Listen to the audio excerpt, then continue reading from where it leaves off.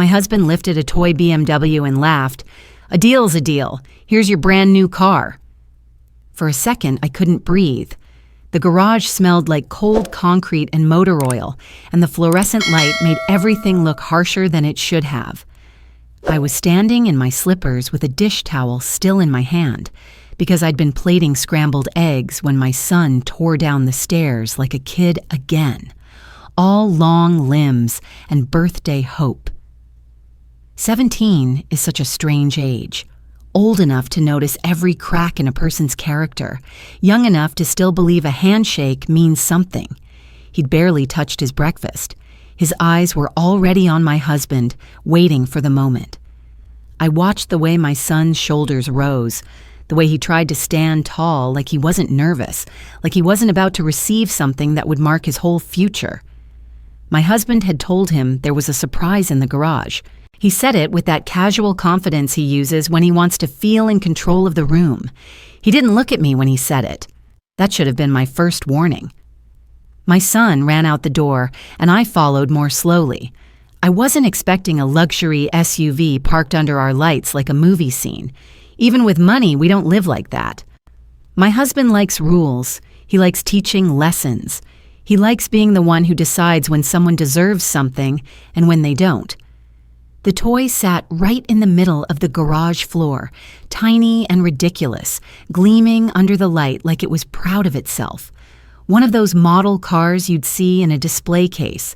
I could see the little doors, the miniature wheels, the careful paint job. It wasn't a cheap joke, but it was still a joke. My son froze so hard I saw it in his hands first. His fingers stopped moving, like the signal from his brain had been cut. He stared at the toy, then at my husband, then back at the toy, like his mind was searching for a hidden camera. My husband clapped once, sharp and pleased with himself. "Go on," he said. "Pick it up." My son didn't move. I felt something hot rise behind my ribs, that familiar warning when a line is about to be crossed and you can't stop it, only witness it. I was already stepping forward, about to say his name, about to soften the edge of it, anything, when my husband tipped his head and gave that grin that never reaches his eyes. "You asked for a BMW," he said, voice bright like he was doing a magic trick. "So I got you a BMW." My son swallowed.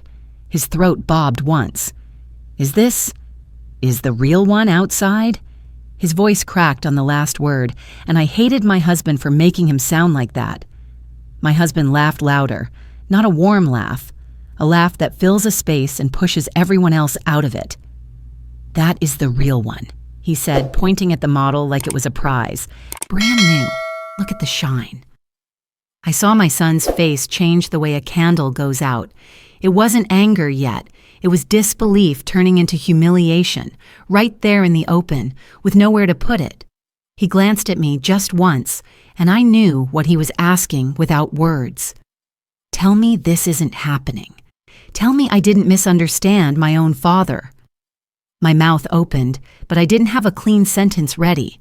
I had 1,000 thoughts, none of them safe, because the truth is, my husband has always loved the loophole more than the promise. It's his favorite game, not chess, not golf, not even winning, the loophole. He finds it the way some people find comfort in prayer. He finds it and holds it up like proof that he's smarter than everyone else. And if you look hurt, if you dare to say it wasn't fair, he leans back and says the same line he's been saying since our son was little, like it's wisdom, like it's a gift. Life isn't fair. My son stared at the toy, and I could see the memory running through him like a film strip. Hours at the piano, metronome ticking, fingers sore, wrists stiff, homework spread across his desk late at night. I saw it because I lived it too.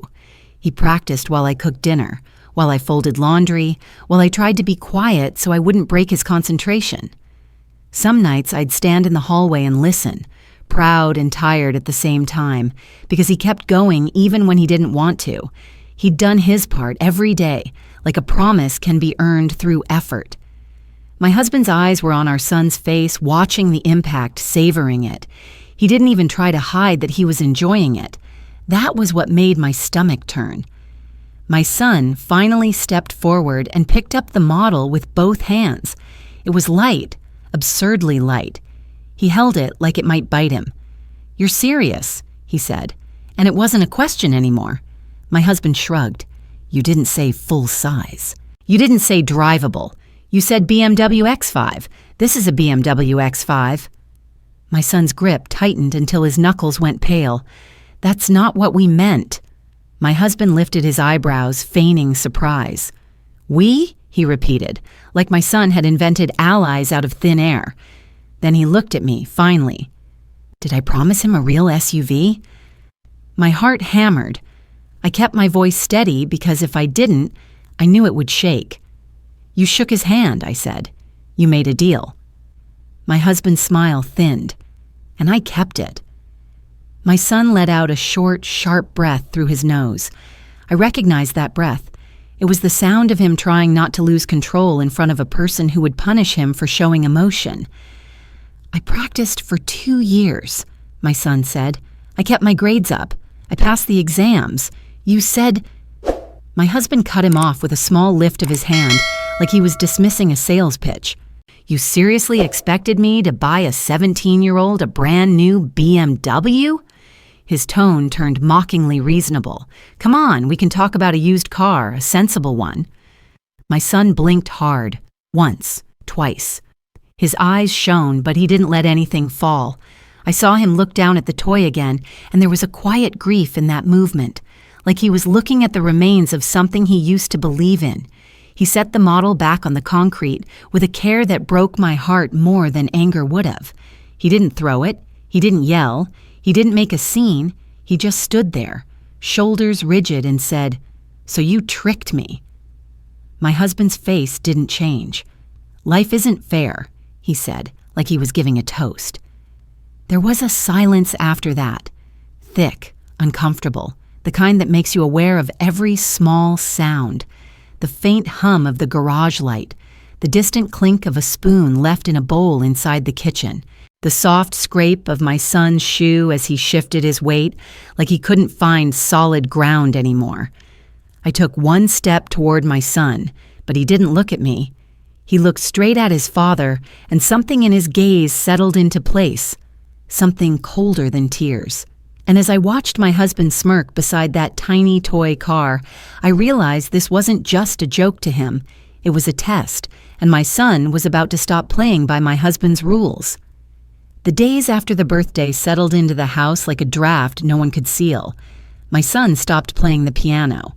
Not dramatically, not as a statement, he announced. He just didn't sit down anymore. The bench stayed tucked under the keyboard. The metronome remained where it was, its little plastic arm frozen mid-swing like it had been interrupted and never forgiven for it. At first, my husband didn't notice, or pretended not to. He moved through the house with the same confidence, the same casual authority, as if nothing had shifted. He hummed while making coffee. He asked about homework in that offhand way that sounds like interest but isn't. He brought up the used car again, lightly, like he was offering a compromise instead of reopening a wound.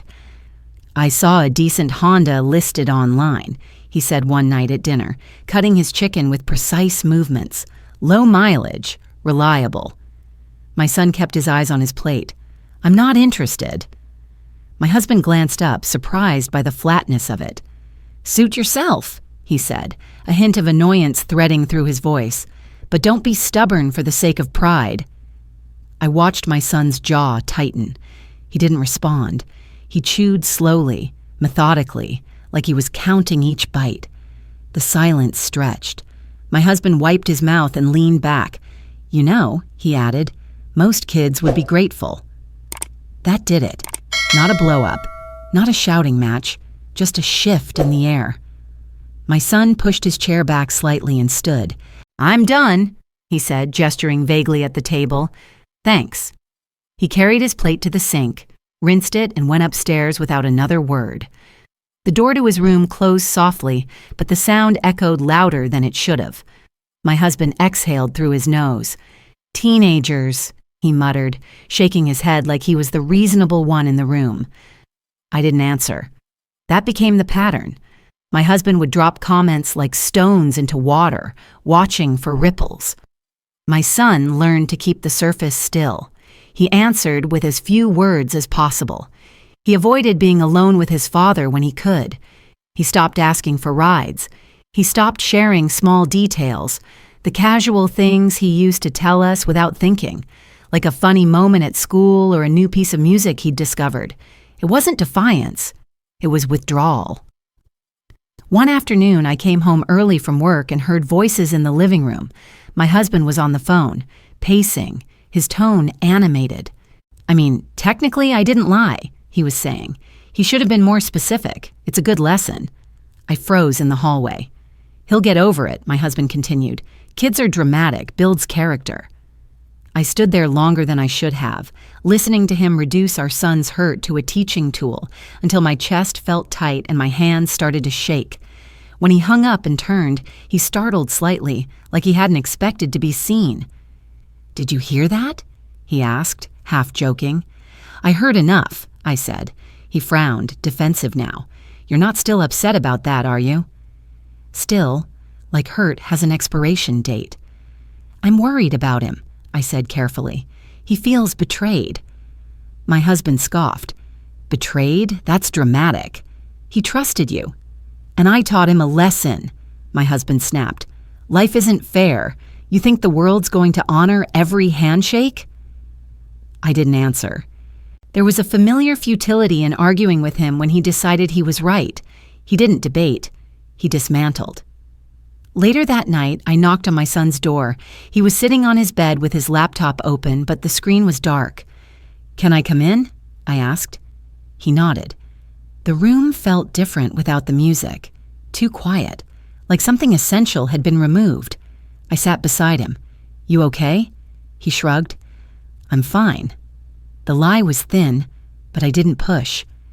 "Your dad mentioned looking at used cars again," I said, keeping my voice neutral. "I know," he replied. "I'm not taking one." I hesitated. "Why?"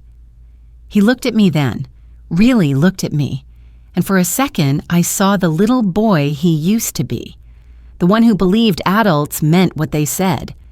"Because if I do," he said, "it means what he did was okay." The simplicity of it knocked the breath out of me. I reached for his hand, but he pulled it back, not in anger, just instinct, like he was learning where it was safe to place his trust. "I worked so hard," he added quietly, "not just for the car. For him, I thought if I kept my end, he'd keep his." I nodded because there was nothing to say that would make that better. The next week, my husband started telling the story, not as a confession, as a joke. At a family barbecue, he laughed about it with his brother, exaggerating my son's reaction, mimicking the shock on his face. "You should have seen him," he said, grinning. "Priceless." My son stood by the cooler, pretending not to hear, his shoulders stiff. I caught my sister-in-law's eye. Her smile faltered. She looked uncomfortable, then looked away. On the drive home, my son stared out the window the entire time. Streetlights slid across his face in brief flashes, illuminating the hurt he was trying so hard to hide. That night, he didn't come down for dinner. My husband didn't notice until late. "He's really dragging this out," he said, annoyed. "I'll talk to him tomorrow." He didn't. Instead, he left a brochure on the kitchen counter the next morning. A dealership logo. A sticky note attached in his handwriting. Reasonable. "Let's discuss." My son walked past it without a glance. I watched my husband's irritation grow, subtle but sharp. He began to withdraw his attention in that strategic way of his. No rides, no casual check-ins, no encouragement. Silence, wielded like a tool. At dinner one night, my husband finally said, "You know, sulking doesn't change facts." My son looked up slowly. "Neither does lying." The room went still. My husband stared at him, eyes narrowing as if measuring the cost of escalating. For a moment, I thought he might explode. Instead, he smiled. "Careful," he said softly. "Accusations like that don't get you very far." My son didn't respond. He stood, pushed his chair in, and walked away. And as I watched my husband sit there, smiling faintly into the quiet he'd created, I realized this wasn't blowing over.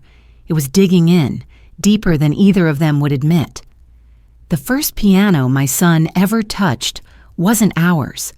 It sat in the corner of a church basement that smelled like old paper and floor cleaner, its keys yellowed, several chipped.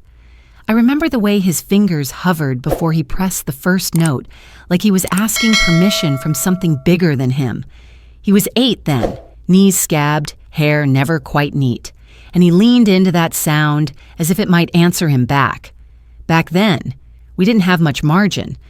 People see the house we live in now and assume it's always been this way, but comfort is a late arrival in my life. I grew up counting things, quarters in a jar, hours on a clock, days until the next paycheck. My mother taught me early how to make numbers stretch. Money listens when you talk to it quietly, she used to say, and I learned to whisper. I worked my first job at 16, filing invoices at a printing warehouse. The building was always cold, no matter the season. I wore the same sweater every shift, sleeves frayed at the cuffs. At the end of each day, I slid my time card into a metal slot with a sharp clack that echoed down the hallway. That sound became a promise to myself. You show up, you do the work, you earn what you're given. That time card stayed with me longer than it should have. Even after I moved on to better jobs, I kept it folded in my wallet like a talisman, the corners soft from being handled. It reminded me that effort mattered, that agreements mattered. When I met my husband, he admired that about me, or at least he said he did. He liked to tell people I was disciplined. He liked that I planned, that I saved, that I thought ahead. In the beginning, his cleverness felt exciting. He was quick, sharp, always 3 steps ahead in conversation. I mistook that for security. We built a life the way many people do, incrementally, with shared goals scribbled on notepads and crossed off when we reached them. A bigger apartment, a reliable car, a house with a yard. When our son was born, we promised each other we'd give him opportunities we never had. Music came into his life almost by accident. A flyer taped to a grocery store bulletin board, introductory lessons, affordable rates. He came home that first day buzzing, talking over himself about scales and rhythms. I listened from the kitchen, smiling because I recognized that energy. It was the sound of someone finding a place they fit. When my husband suggested buying a piano, I hesitated. It wasn't cheap, not the kind that would last. I did the math in my head, running numbers against each other like I always had. My husband waved it off. "It's an investment," he said, and he's serious about it. We shook hands on that too. I watched my son grow into the instrument. His shoulders broadened. His hands strengthened. There were nights he practiced until the house felt hollow, the notes echoing down the hallway long after he'd gone to bed. I'd sit at the dining table with my paperwork spread out, listening, letting the music steady me. There were sacrifices along the way. Summer camps we skipped, vacations postponed. I picked up extra shifts. I took on freelance work, balancing invoices and deadlines late into the night. I kept my old habits, tracking expenses in a small notebook, tucking receipts into envelopes. Work-related objects anchored me then. The red stapler on my desk, the badge I wore at the office, the calendar where I circled paydays in blue ink. Those anchors told me who I was, someone who honored commitments. My husband, over time, changed the way he spoke about fairness. Early on, it was playful, a joke at a board game, a wink during a friendly argument. "Rules are flexible," he'd say, laughing. "You just have to know how to read them." I brushed it off. Everyone has quirks, but as years passed, that flexibility hardened into something else. Contracts became puzzles to him. Promises were only as strong as their wording. If someone was disappointed, he'd shrug and say they should have been clearer. Our son absorbed his own lessons alongside the music. Discipline, consistency, practice. When he started talking about quitting lessons at 15, I understood. Teenagers want to try everything. Time is finite. But my husband saw it differently. They made their deal one evening at the kitchen counter. I remember because I was sorting mail, stacking bills, sliding envelopes into neat piles. My husband extended his hand, smiling like he was closing a business arrangement. Our son's face lit up. Hope, excitement, pride all at once. I felt a flicker of unease then, a quiet tightening in my chest. Handshakes mean something to me. They always have. But I said nothing.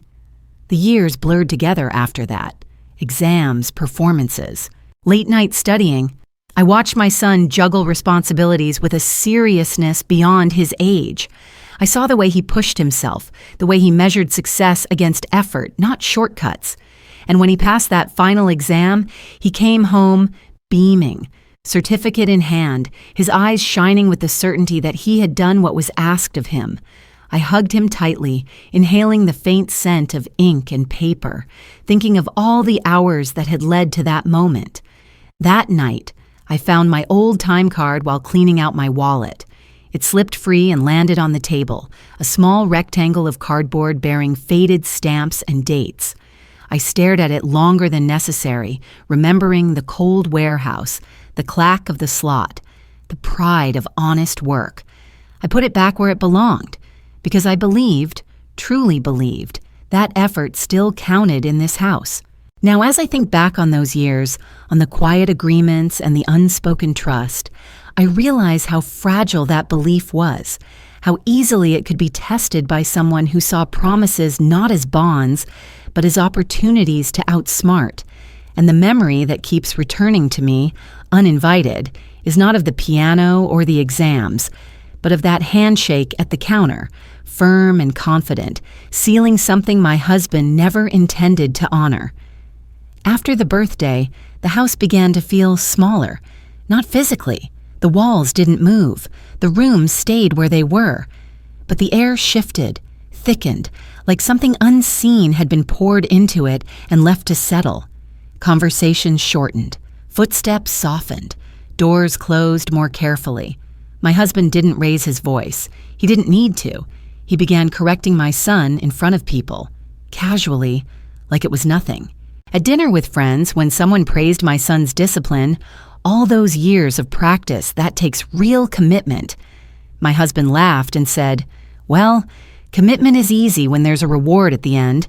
Then he looked at my son and added, "Assuming you understand the terms." My son smiled tightly and said nothing.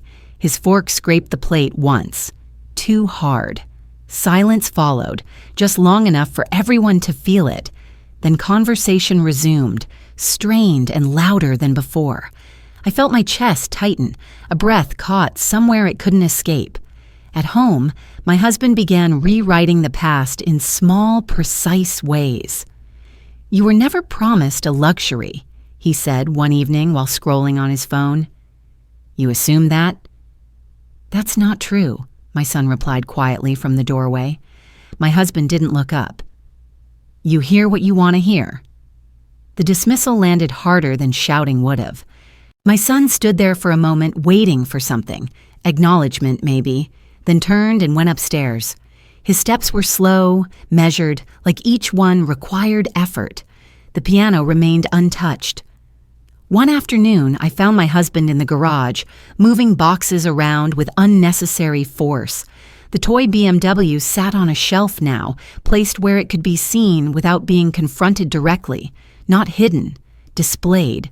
"Why is that still here?" I asked. He didn't pause. "It's funny. It's cruel," I said. He finally looked at me then, irritation flashing across his face. "You're coddling him. He needs to learn how the world works." The fluorescent light hummed overhead. The sound drilled into my skull. "He learned," I said, "just not the lesson you think." My husband scoffed and turned back to his boxes. The conversation was over, dismissed with his silence. I stood there longer than I should have, feeling foolish for expecting anything else. That night, my son came into the kitchen while I was washing dishes. The water ran too hot, I hadn't noticed. My hands were red, stinging. "Mom," he said softly. I turned, heart already aching. "Yeah?" He hesitated, eyes dropping to the floor. "Did I do something wrong?" The question cut through me. "No," I said immediately. "No, you didn't." He nodded like he'd expected that answer but needed to hear it anyway. Then he added, barely audible, "Then why does it feel like I'm being punished?" I didn't have an answer. My husband's tactics grew subtler. He stopped inviting my son along when he ran errands, something they used to do together. He stopped asking about school performances.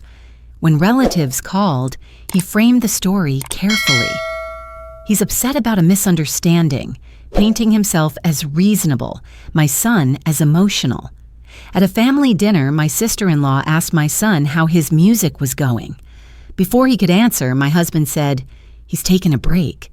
Burnout happens when kids push too hard for the wrong reasons." I felt my spine go rigid. My son stared at his napkin, folding and unfolding it with meticulous care. He didn't correct his father. He didn't defend himself.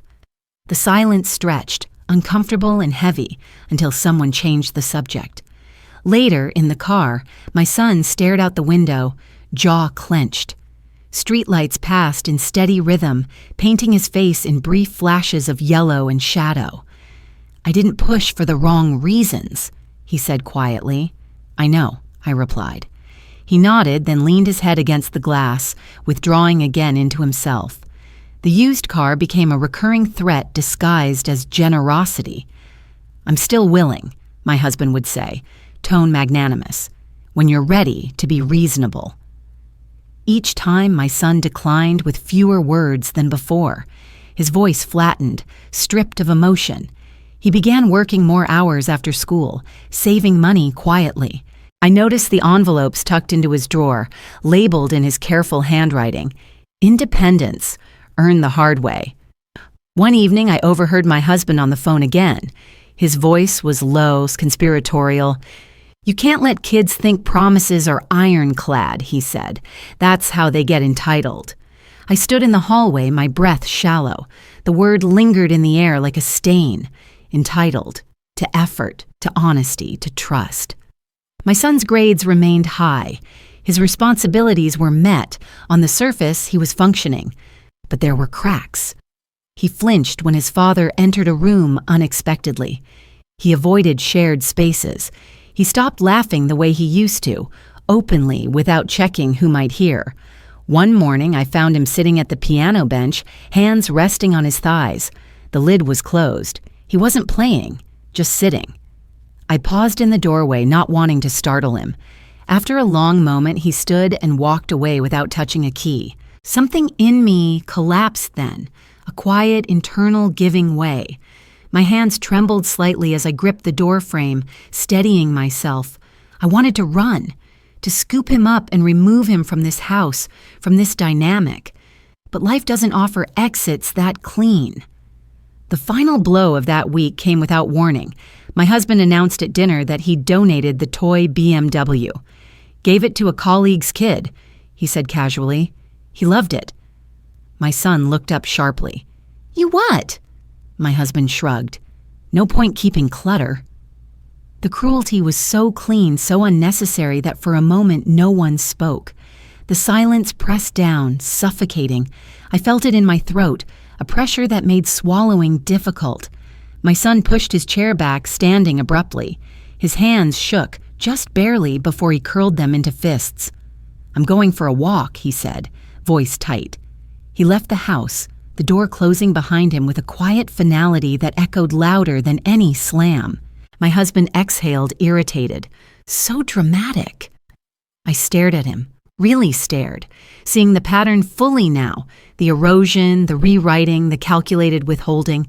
This wasn't about teaching a lesson, it was about control.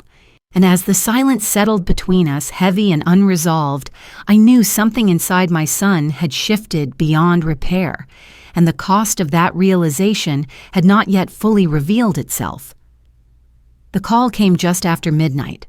I was half asleep, the house wrapped in that thin, restless quiet that settles after everyone has gone to their rooms.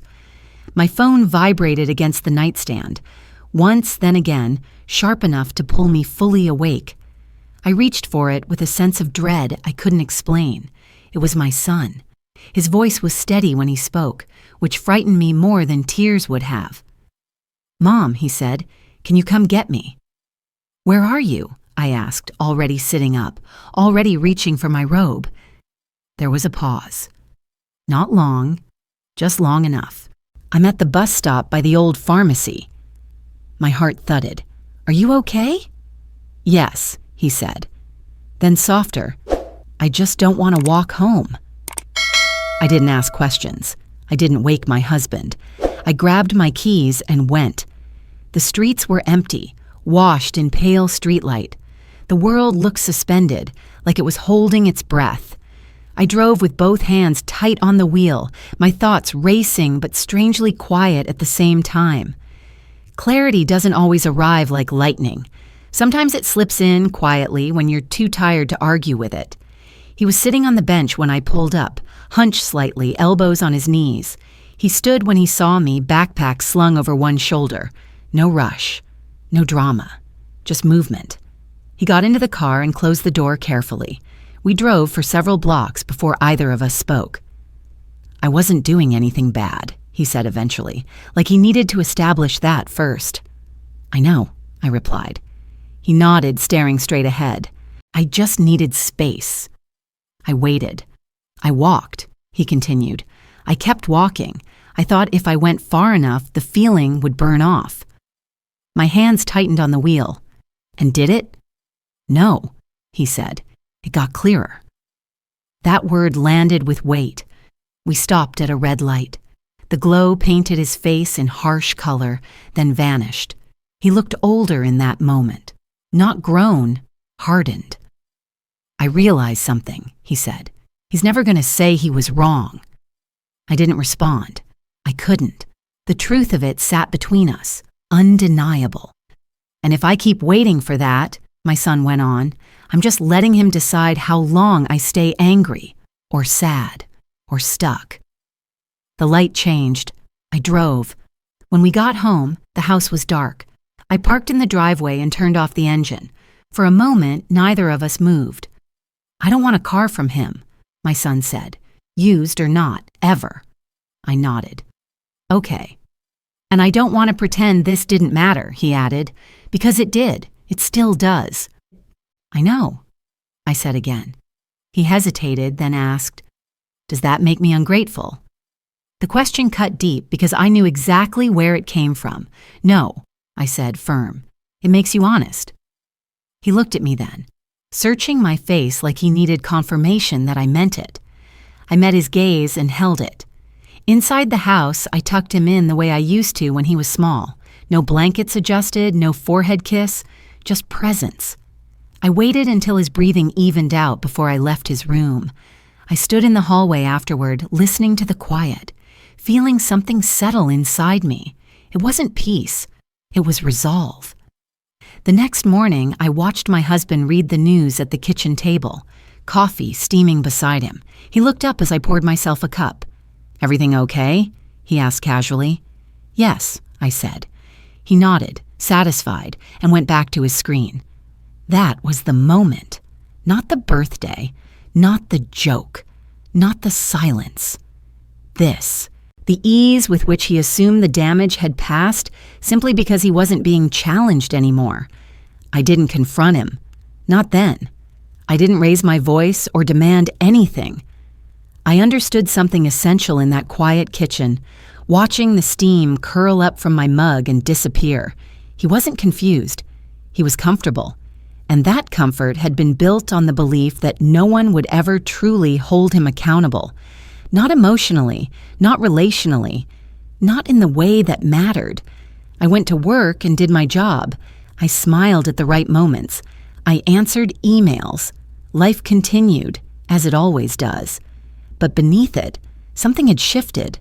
That evening, I sat at my desk and opened a drawer I hadn't touched in years.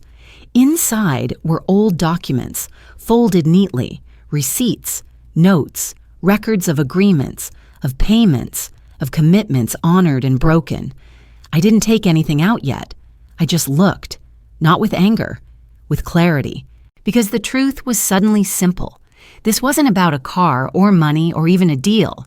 It was about whether the people who do the work are expected to accept being diminished, and whether I was willing to let that lesson stand as the final one my son learned in this house. I didn't move all at once. That was important. If I had stormed into conversations or started asking pointed questions, my husband would have noticed. He always does. He senses shifts the way some people sense weather. Instead, I kept my routines intact. Same wake-up time, same commute, same dinner schedule. I let the house believe nothing had changed. But underneath, I started paying attention in a different way. I listened when my husband spoke, not just to what he said, but to how he framed things, which words he chose, which details he skipped, when he softened his tone and when he sharpened it. I watched how he spoke about our son to other people, always careful to sound reasonable, always positioning himself as the adult who knew better. I didn't interrupt. I let him talk. At work, I used my lunch breaks to organize, not emotionally, practically. I opened spreadsheets I hadn't touched in years. I pulled bank statements, scanned credit card summaries, cross-referenced dates. I wasn't looking for wrongdoing, not yet. I was building a timeline, effort, promises, follow-through. At home, I began keeping a small notebook in my bag, the kind I used to carry when our son was younger, when appointments and deadlines crowded my mind. I wrote things down as they happened, short entries, neutral language. Tuesday, mentioned used car again at dinner. Son declined, tone dismissive. Friday, told story to neighbor, framed as joke. Nothing dramatic, just facts. My son noticed the change before anyone else did.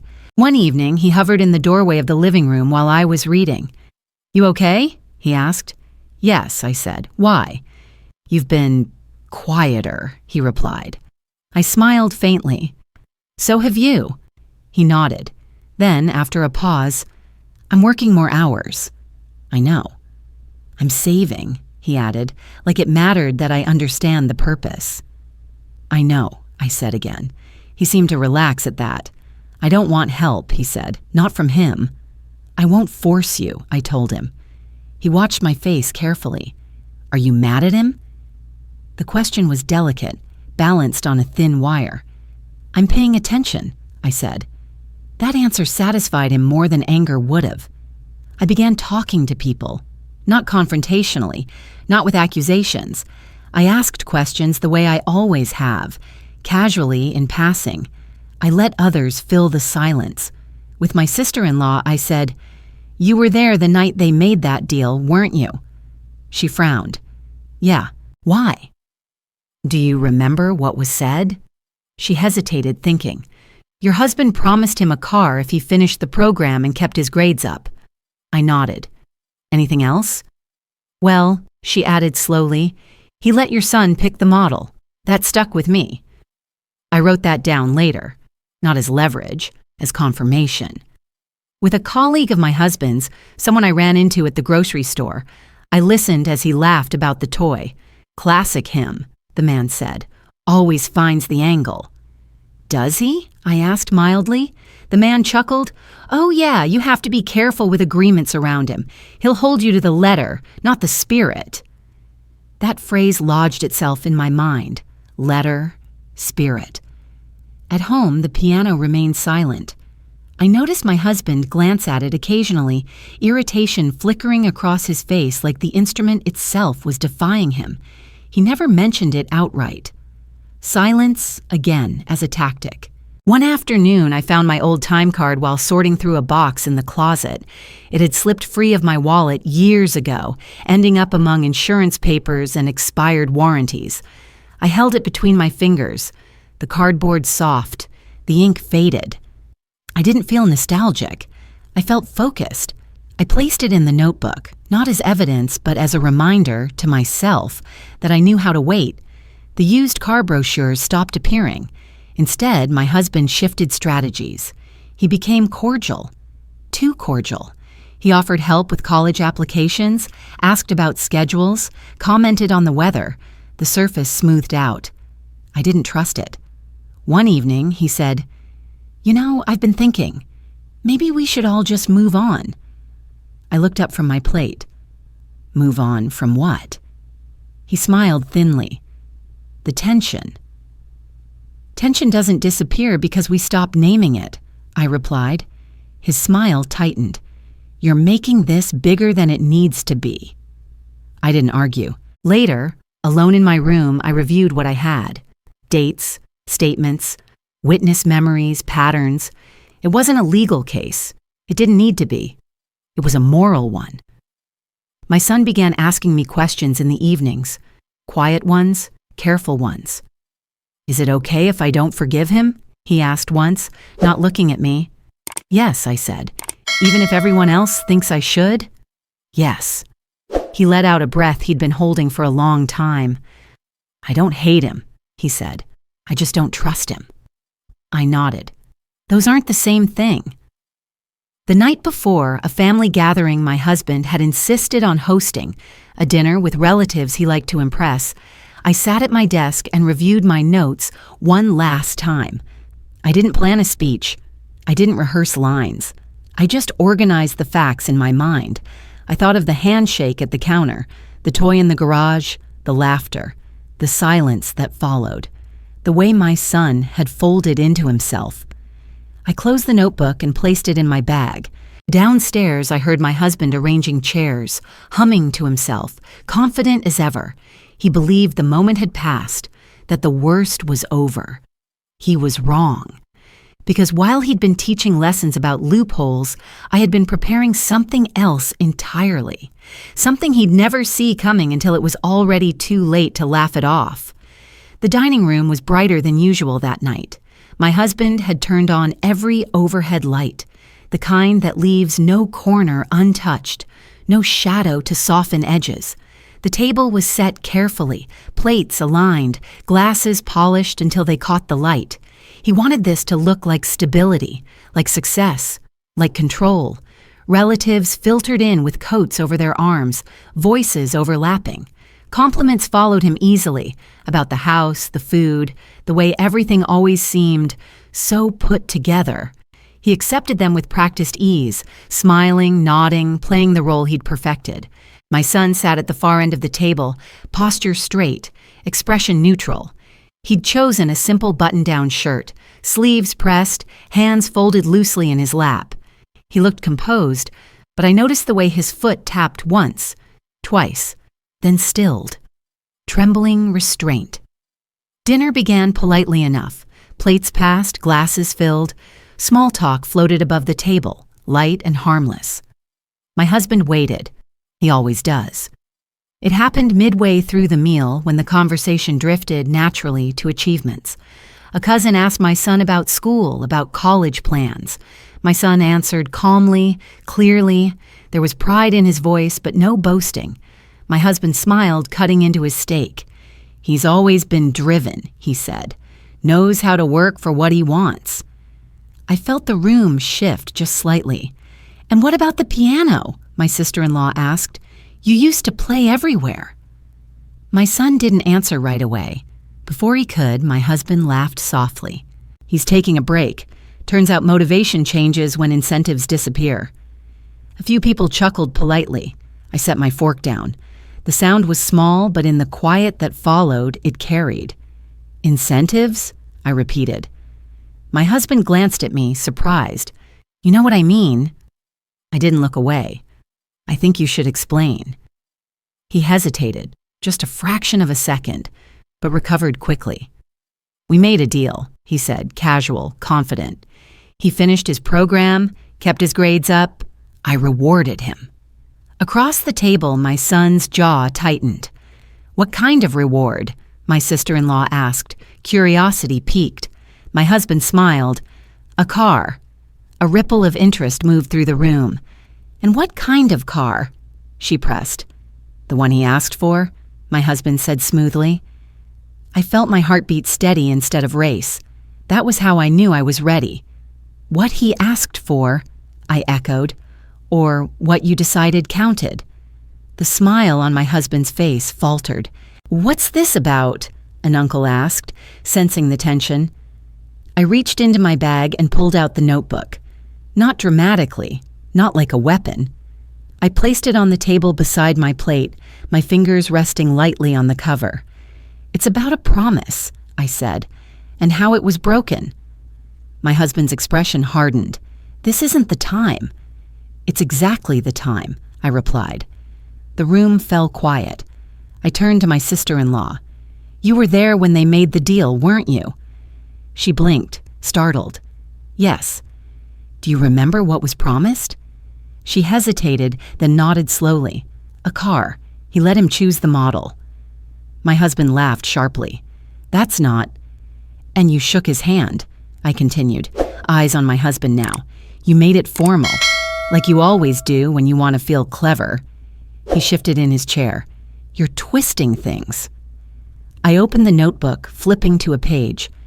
"After he passed the exam," I said calmly, "he told you he'd chosen a BMW X5. A murmur spread around the table. "And on his birthday," I went on, "you led him to the garage and presented him with a toy." Silence.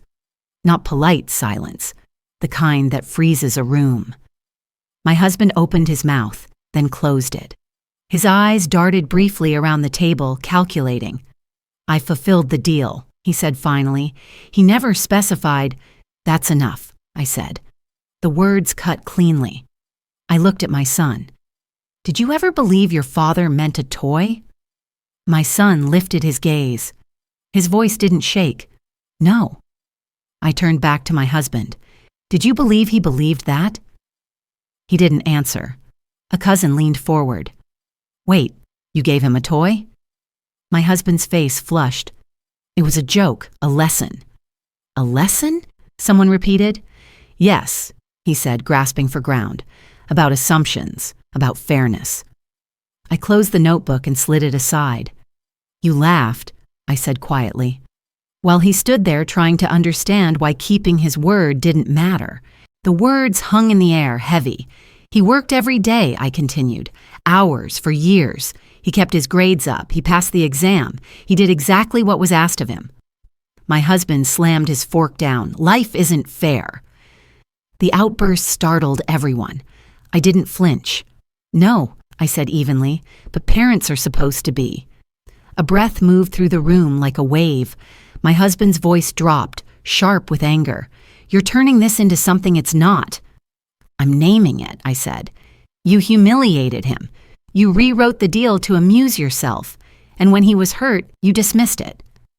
I turned to the table. He refused the used car because accepting it would mean agreeing that betrayal was acceptable. No one spoke. My husband looked around, realizing for the first time that the room wasn't on his side. His usual charm had nowhere to land. "This is ridiculous," he muttered. "You're all overreacting." I met his eyes. "Then answer one question."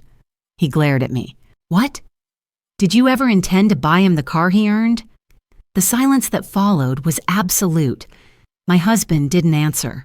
He couldn't. That was the moment the room froze. Not because of what was said, but because of what wasn't. My son stood slowly, pushing his chair back. All eyes turned to him. "I don't hate you," he said, voice steady, controlled. "But I don't trust you, and I won't pretend I do just to make you comfortable." My husband stared at him, stunned. "I kept my word," my son continued. "You didn't.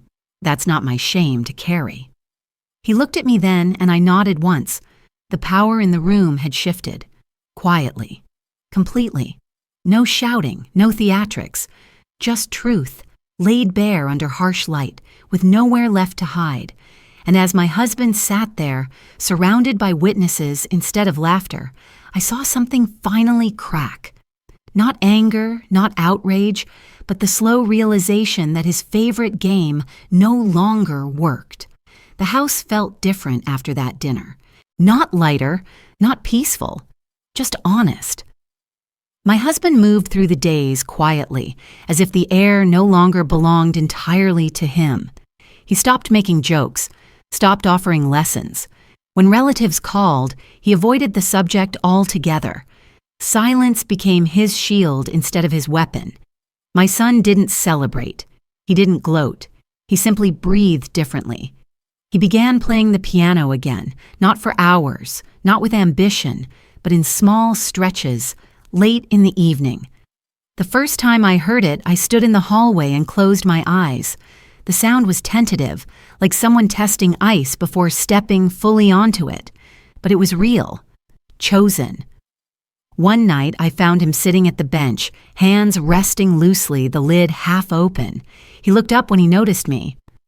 "I'm not playing for him anymore," he said. "I know," I replied. "I'm playing for me." That was enough.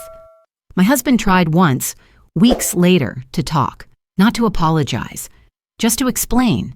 He said things like, "I never meant to hurt him," and "it got out of hand." I listened without interrupting, the way I'd learned to listen to everything else. When he finished, I said, "Intent doesn't erase impact." He nodded stiffly. He didn't argue. That was the closest thing to acknowledgement I expected, and I didn't push for more. Accountability doesn't always arrive wrapped in remorse. Sometimes it arrives as limits. My son bought his own car that spring. Not impressive, not new, reliable. He paid for it with money he'd earned himself. The envelopes finally emptied for something tangible. He didn't ask his father to see it. On the day he drove it home, he handed me the keys and said, "You want to take it around the block?" I did. As I sat in the driver's seat adjusting the mirrors, I thought about the old time card tucked away in my drawer, the one that reminded me where I came from. Work, effort, dignity. It hadn't lost its meaning. It had just found a new one. That evening, I placed it back in my wallet, not because I needed it anymore, but because I wanted to remember. Our family didn't fracture. It redefined itself. Boundaries replaced assumptions. Expectations were spoken aloud. My son learned that forgiveness isn't owed and trust is rebuilt, or not, through action. And I learned something too. That protecting your child doesn't always mean shielding them from pain. Sometimes it means standing still long enough for the truth to be seen, even when it's uncomfortable, even when it costs you peace in the short term. The piano still plays, softer now, slower, but steadier. If my story touched you, it began with a simple thing, a promise treated like a joke. If you've ever held something like that in your hands and wondered whether it was worth honoring, I hope you choose clarity over comfort. Sometimes sharing that choice is how we remember we aren't alone.